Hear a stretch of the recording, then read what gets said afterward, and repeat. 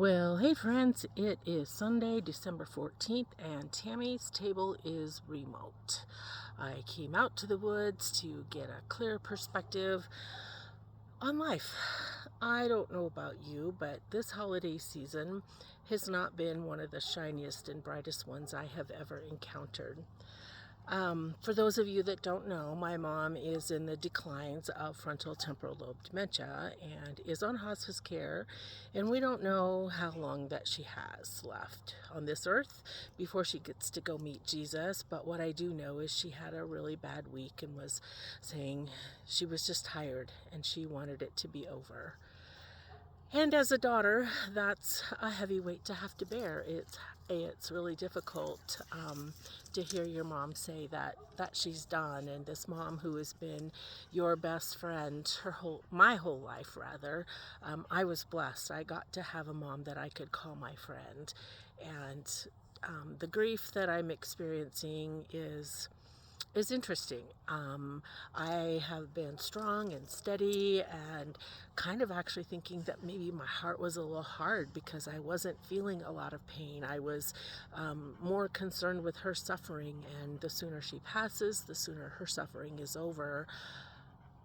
But yet this grief came in a couple of days ago, and it was heavy and it was choking, and I know other people are dealing with grief right now too.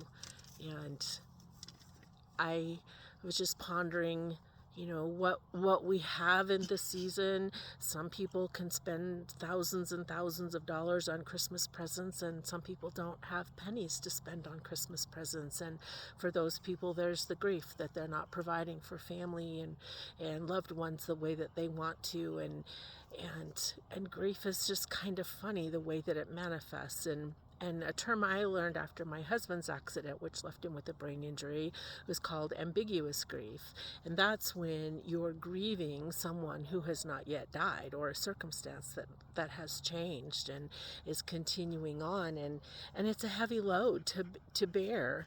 But yet God has been faithful. He has carried me through this. And as I'm sitting with grief this morning during worship and just finally letting the tears come and not fighting them anymore, I realize that grief serves a purpose.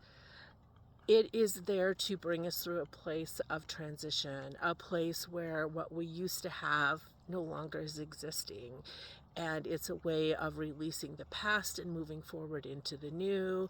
And as I sat with the Lord and was listening to the worship music and feeling my hot tears just scalding my face, and I just thought of how water drips, drips, drips, drips, and it hardens.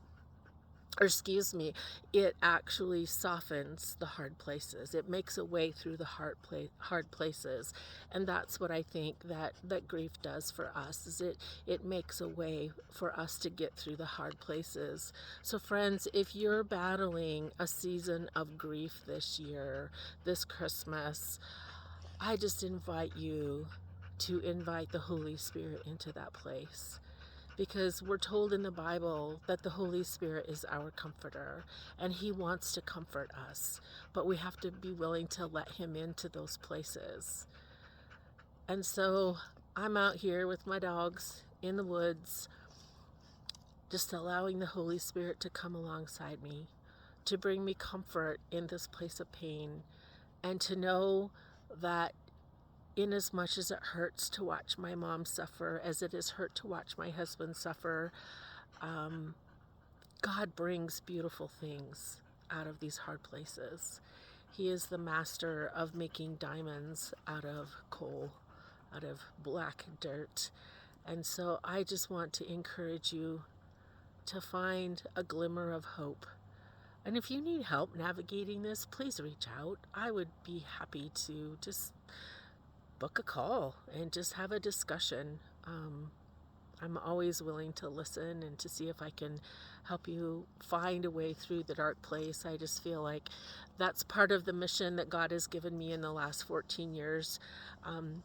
is helping others advance through adversity. He has taken me through some really hard places so that I can show others the way, and I am just honored to come alongside you and help you get to the brighter side. So have a blessed, what would this be, beginning of the second week of December, and may you find some hope in the midst of whatever challenges. God bless, friends. Goodbye.